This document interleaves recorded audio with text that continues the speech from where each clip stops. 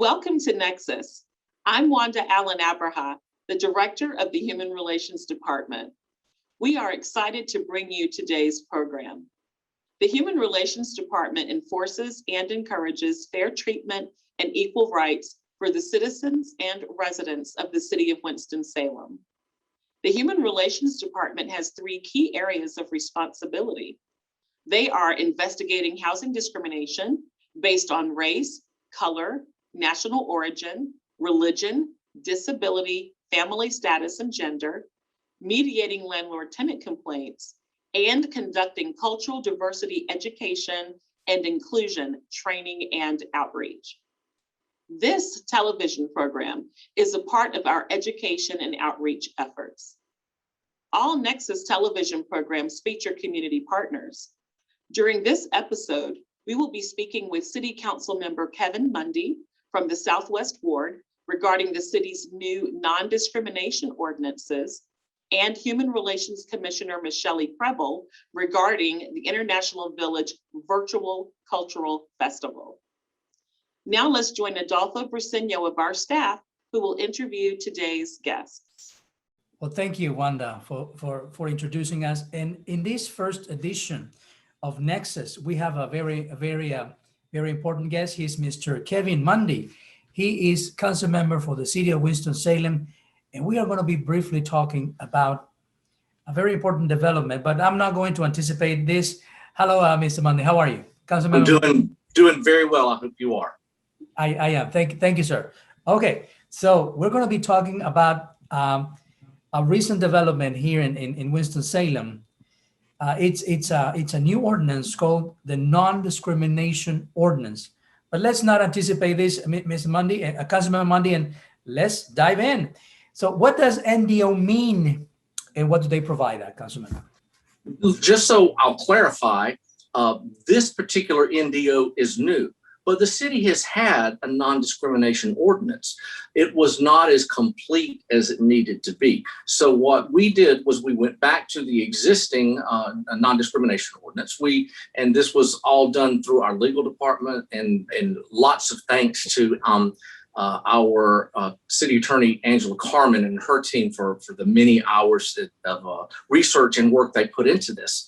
But the discrimination ordinance now has been expanded. So it specifically mentions people's sexual orientation and their gender identity. Gender identity and gender expression are relatively new, not just to Winston-Salem, but across the nation, as people and companies and governments are realizing that their existing policies and ordinances are not, in fact, covering everyone. So this expanded that definition. There are other classes that are specifically listed that are protected, but for the LGBTQ plus community, this is new.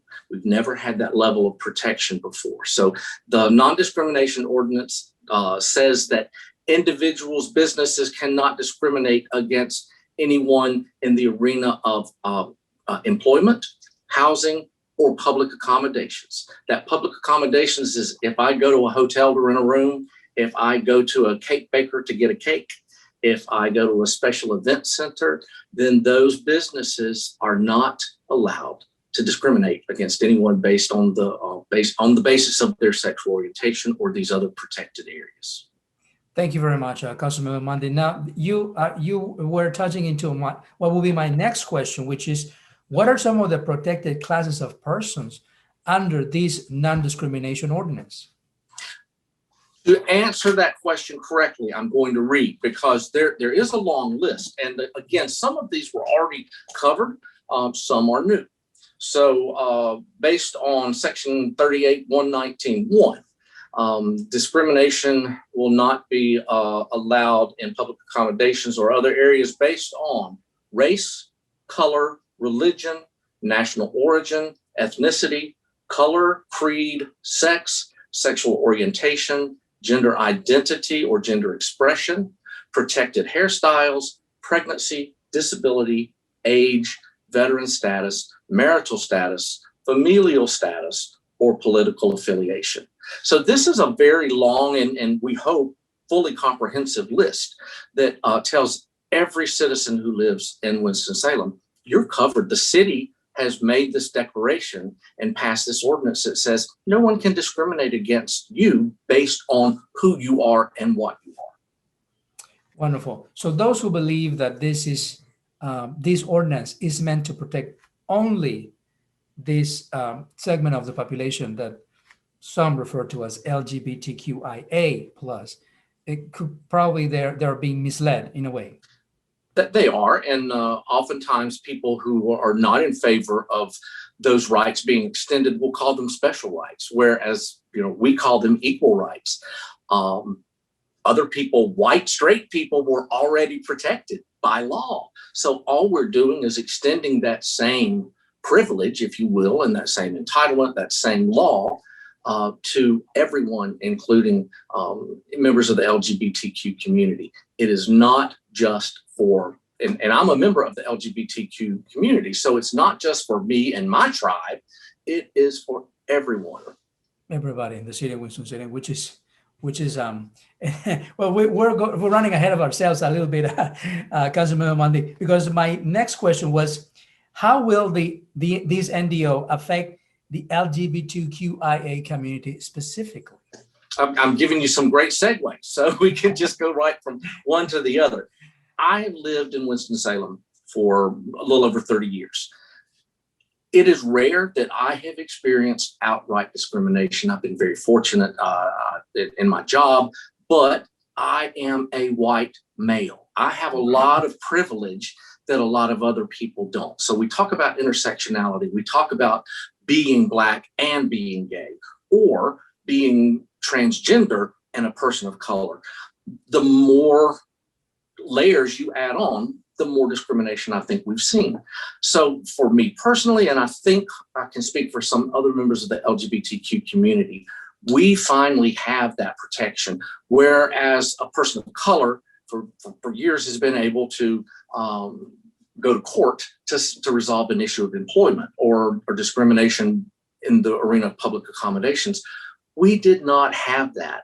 The Supreme Court only recently has vaguely determined that sex, in the as it's worded, it can be extended to sexual orientation and gender expression, but it's not codified, if you will, the way we have codified it here. So I think we're walking down the street and we know we can be discriminated against, but now we have a tool to turn that around and over a period of time teach people that you can't discriminate, that there are repercussions.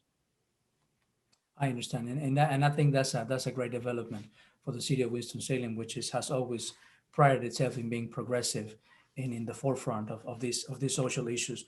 Sure. Monday. Now, my next question is, what is the NDO study and ad hoc subcommittee and its purpose? Because probably people do not know that this is being already in a way being, I mean, it's not only the NDO, but there's an attempt to have, a broad social involvement with this. Please tell us the public and tell us about this.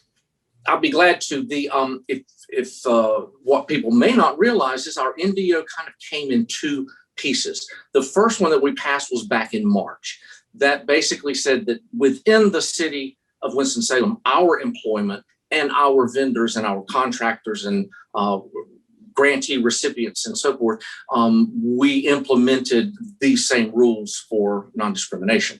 And then just a few weeks ago, I believe it was on August the 16th, the board passed the section that does deal with employment, housing, and public accommodations. So that first NDO that we passed in March included the creation of a subcommittee study, a study subcommittee for the NDO. I can't speak for the entire LGBTQ community. I can't even speak for all gay white men or all gay white men my age, because we are so diverse. So this committee was put together for a couple of reasons. One is to bring the L, the G, the B, the T, and the Q all together. So we means the Human Relations Commission and myself were very, very deliberate in making sure that we did have representation of color lines, of genders. We have gay men, we have lesbian women, we have people identify as queer, we have transgender representation. So we really feel like we brought all voices to the table. Now, their purpose is to examine what the city is doing, what we're doing in Winston-Salem. How can the LGBTQ community be helped further with acceptance, with visibility, with respect to housing, with respect to economic mobility? Because we also discovered that any group of people who has suffered some level of discrimination often is behind the curve when it comes to economic mobility. So we're looking at all of these areas. The subcommittee is looking at all of these areas, and over a period of up to 18 months or even less, they will put together a plan and recommendations to City Council of what the city might be able to do to better address the needs and concerns of the LGBTQ plus community in Winston-Salem.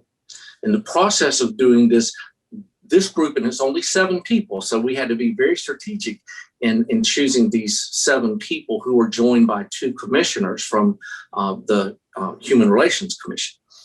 They will go further out into the community with polls and with surveys, and hopefully, if it's safe to do so, with an in-person town hall meeting, so we can get input from other members of the LGBTQ community. What are their needs and concerns? Where do they feel like they're not being heard? And what do we as a city need to do to address those needs and concerns? Wonderful, wonderful. Now, my next question, Council Member, is what city department is responsible for enforcing the NDO and working with the subcommittee? I've mentioned a couple times the Human Relations Commission, and Wanda, who we just heard from, is the director of Wanda. Alan Abraha is the director of that department, and she has done an incredible job of pulling this group together. And it is, in fact, her department, the Human Relations Department, that addresses issues of discrimination in housing. They're already equipped to do this for those classes that had already been protected. But we are beefing up the department a little bit, adding some new positions for outreach and for investigation. So it is the Human Relations Department that will police these issues and will be the recipient, if you will, of complaints from the general public when there's an issue that needs to be investigated. Wonderful, wonderful. Commissioner, Councilmember Mundy, now, where the public can learn more about this NDO, if you would, sir?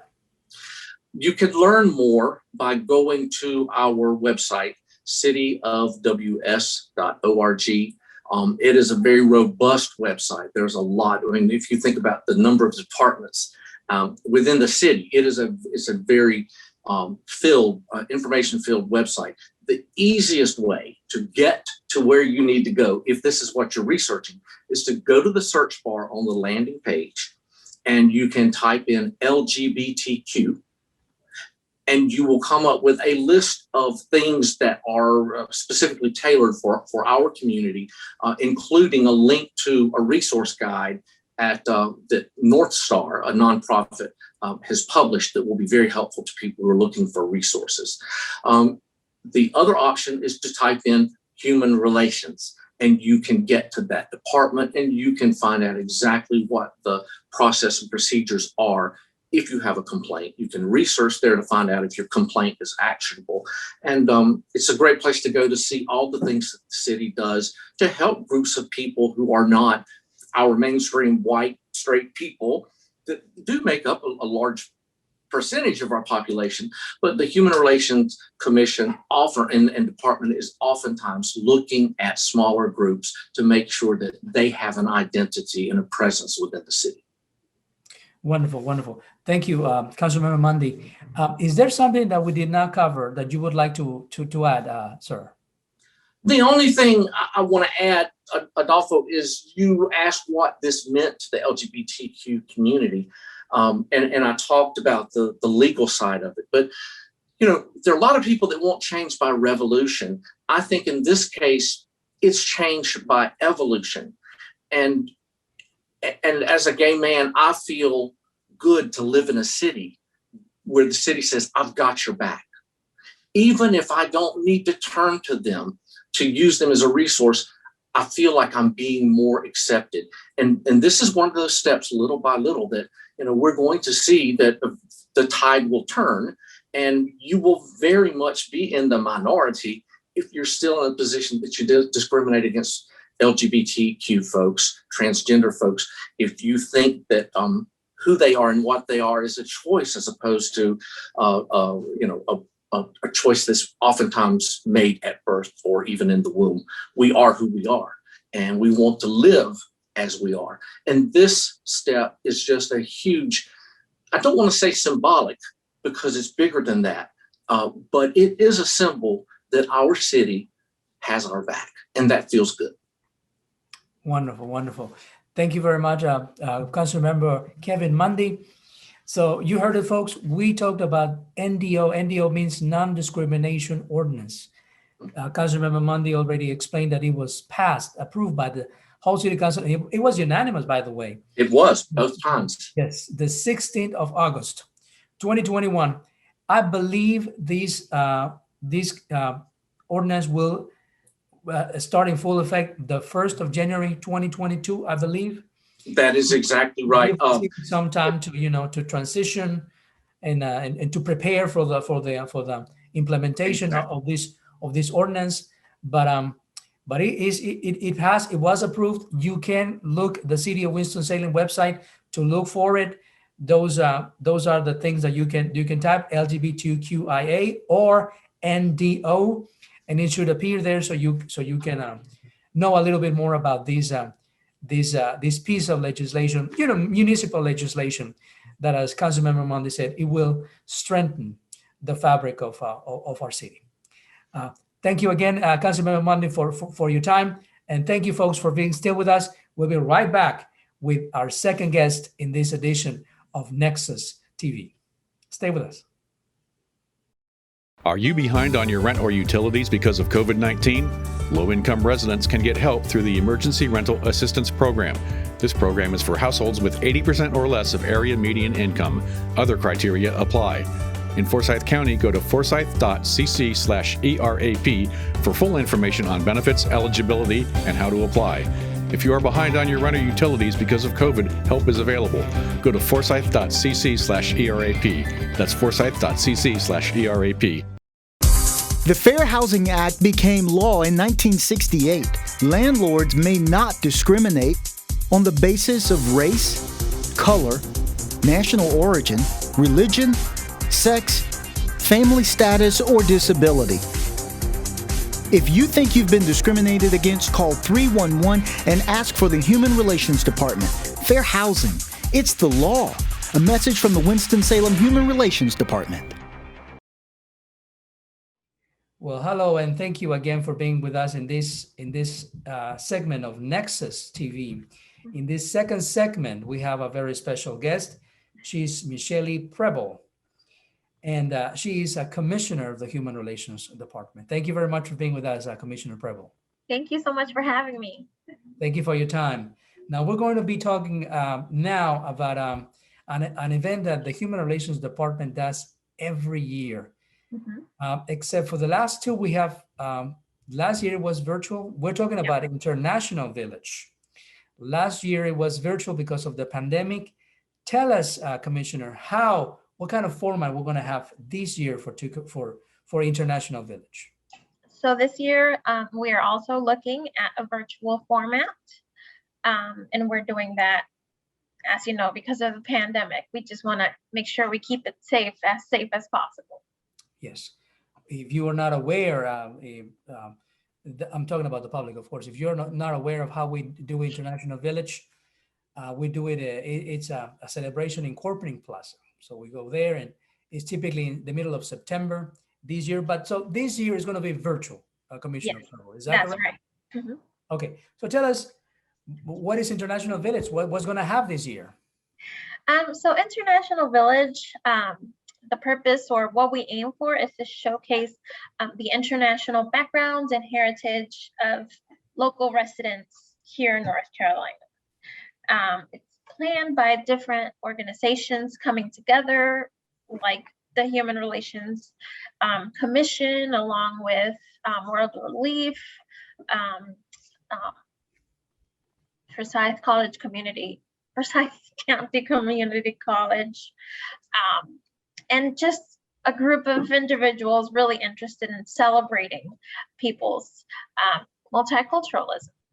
Yes, thank you. I think the library is also, the Forsyth County Library. Yes, that is correct. I'm sorry. Yes. Some of them. It's okay. It's as you say, I really don't remember all of them either, but it's a group of organizations and individuals too that want to make something special out of International Village. Now, tell me, Commissioner Preble, what kind of cultures have been represented at International Village in the past?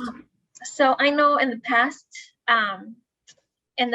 festivals, we have had a lot of different cultures, from different Hispanic cultures like Mexican, Peruvian, but also Greek, African American, Indian, pretty much every culture we can find, and it's willing to participate. We'd love to have you there.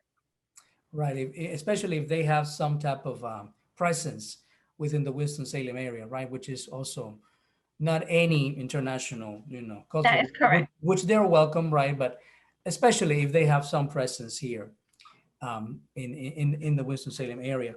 Another question that I have for you, Commissioner, is why is it important to continue with International Village in a virtual format? So I think it's important to celebrate each other's cultural and historical background always, but especially during such difficult times where we turn on the TV and the news is bad news from everywhere, from Ethiopia to Haiti to Afghanistan. I think it's important that we still come together as a community and celebrate each other, celebrate our differences, find people that we can connect with, and just be together. Right.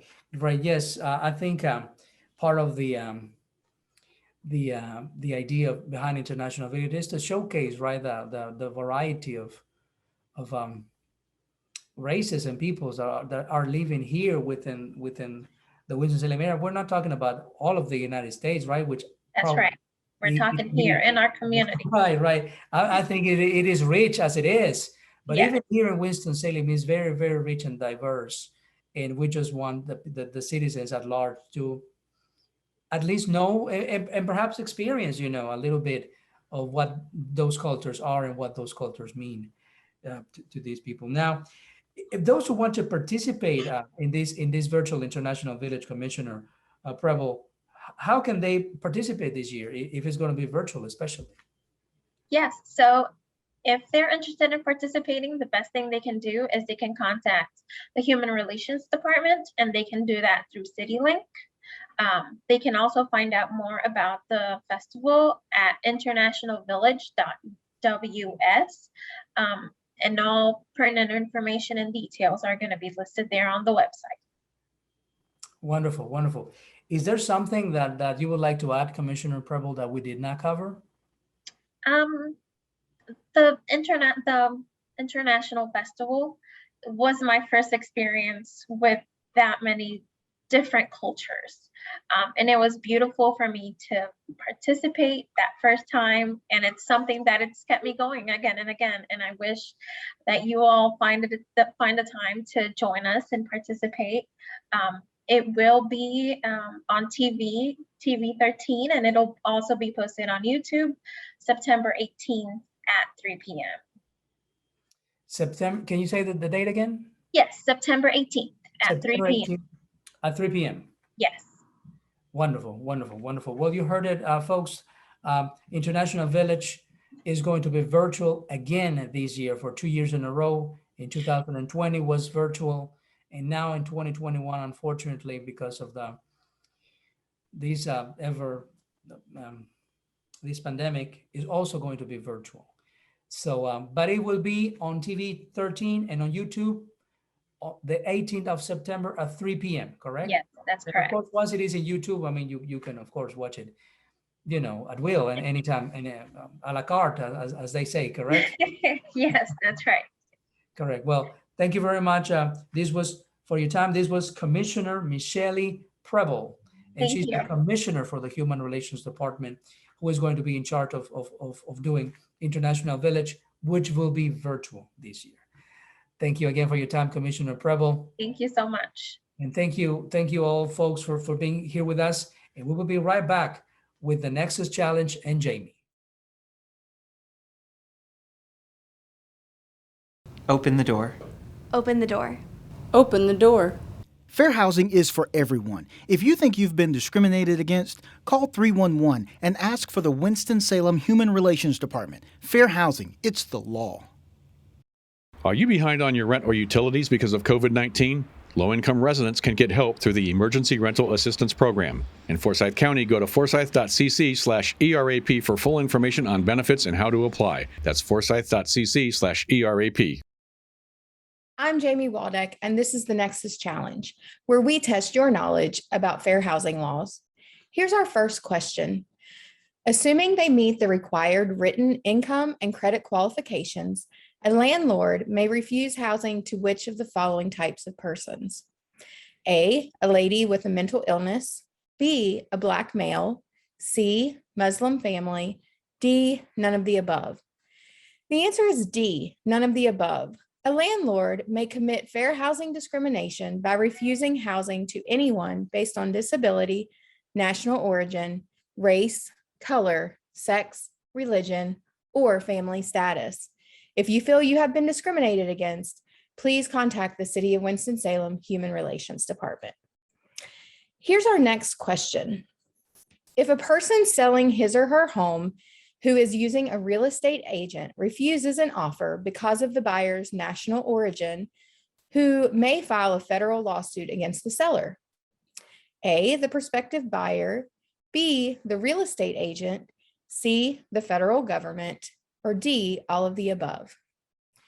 The answer is D, all of the above. National origin is protected under the Fair Housing Act. Therefore, any discrimination based on a person's country of origin during the selling and buying process is prohibited. Anyone who has knowledge of an alleged housing discrimination violation may be able to file a fair housing complaint with the City of Winston-Salem Human Relations Department. And here's our last question. In an advertisement for a small 2-bedroom house in a neighborhood where many families live, which of the following language is clearly improper under the Fair Housing Act? A, small, cozy home in quiet neighborhood. B, 2-bedroom home near playground and senior center. C, family friendly. Or D, no children. The answer is D, no children. This would violate the Fair Housing Act as discrimination against families.